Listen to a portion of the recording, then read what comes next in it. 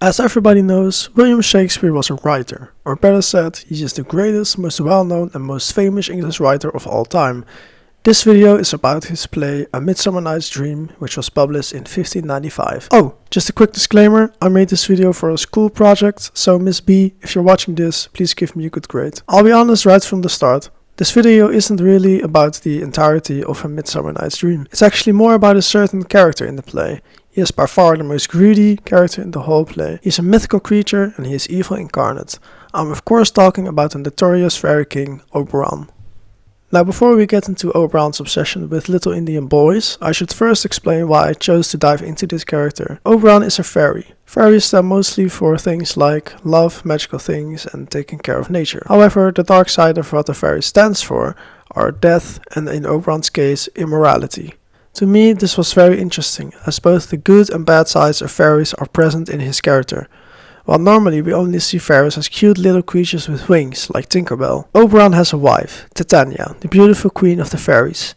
And you would think that these people are two cute, adorable and inseparable couple of winged people, right? Well, that's actually true, until one day it all went wrong. Somewhere around the time of Theseus' wedding and the events of Lysander, Demetrius, Hermia and Helena's complicated love square, Oberon and his wife Titania encounter a little boy in the forest. Titania immediately falls in love with the boy and genuinely seems like she wants to raise the boy as if he's her own child.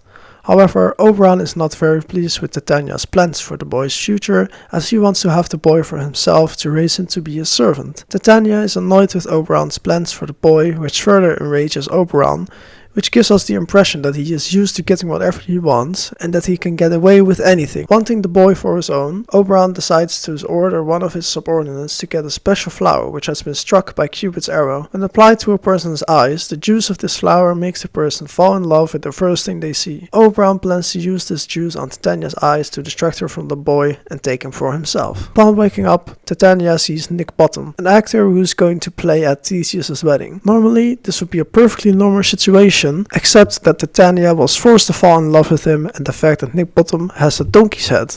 Literally. A gift, quotation marks, from Robin Goodfellow, also known as Puck, who is also the fairy Oberon ordered to get the by Cupid's arrow struck flower. Oh, I also forgot to mention that during Oberon and Titania's fight about the fate of the boy, they claim that the other has been unfaithful to the other, just so you know that we're dealing with a couple of hotheads. While under the spell of the flower, Titania hands over the boy to Oberon. However, Oberon realizes his mistake and orders Robin Goodfellow to reverse the spell he cast on Titania, and orders Robin Goodfellow to reverse the spell he had cast on Nick Bottom, and he undoes the spell of the flower. The fairy king and queen decide that love matters much more than anything else in this world. They are off to bless Theseus and Hippolyta's wedding. There are a couple more things that I haven't explained in order for the story to make sense. Now you only know about Oberon's role in the play, so let's summarize what happened here. Theseus has his wedding in 4 days. He's going to marry the queen of the Amazons, Hippolyta. Now Aegis, a member of the court of Athens, demands that his daughter Hermia marry Demetrius. But Hermia is in love with another gentleman, Lysander. God, that's a beautiful name.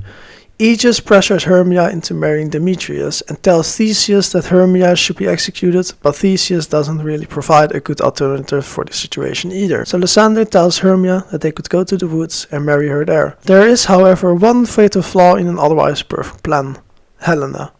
Helena is Hermia's best friend and absolutely obsessed with Demetrius, but Demetrius doesn't love her back. In an attempt to manipulate things to her will, Helena decides to tell Demetrius about Hermia and Lysander's plan, which causes all 4 of them to wind up in the forest outside of Athens. Outside of this forest, Lysander and Hermia are romancing each other and fantasizing about forbidden love, while Demetrius does his best to get Helena off his back by threatening to hurt her.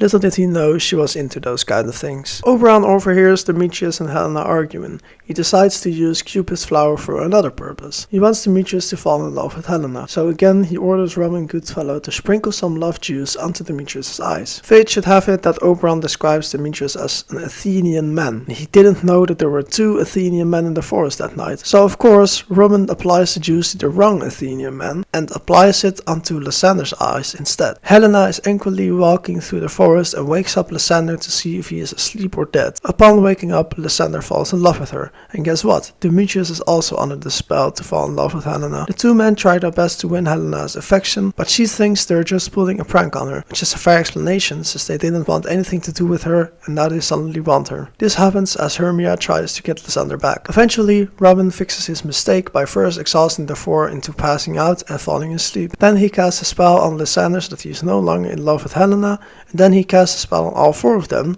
so they think it was all just a dream. Later, Theseus approves of Lysander marrying Hermia, while Aegis of course does not, and of Demetrius marrying Helena, and he decides that all four of them are going to marry on the same day. It's also worth mentioning that Nick Botten and his actor buddies were practicing a play to perform at Theseus' wedding. The play was supposed to be a tragic play, but they performed so badly that the attendants thought it was a comedy. So, the moral of the story is obviously that tragedy is a joke. I'm kidding, of course. A Midsummer Night's Dream is about love and everything that comes with it, good or bad. And that, ladies and gents, concludes this video. I hope you enjoyed watching this video, and please consider liking and subscribing. Have a beautiful and blessed day. Adios.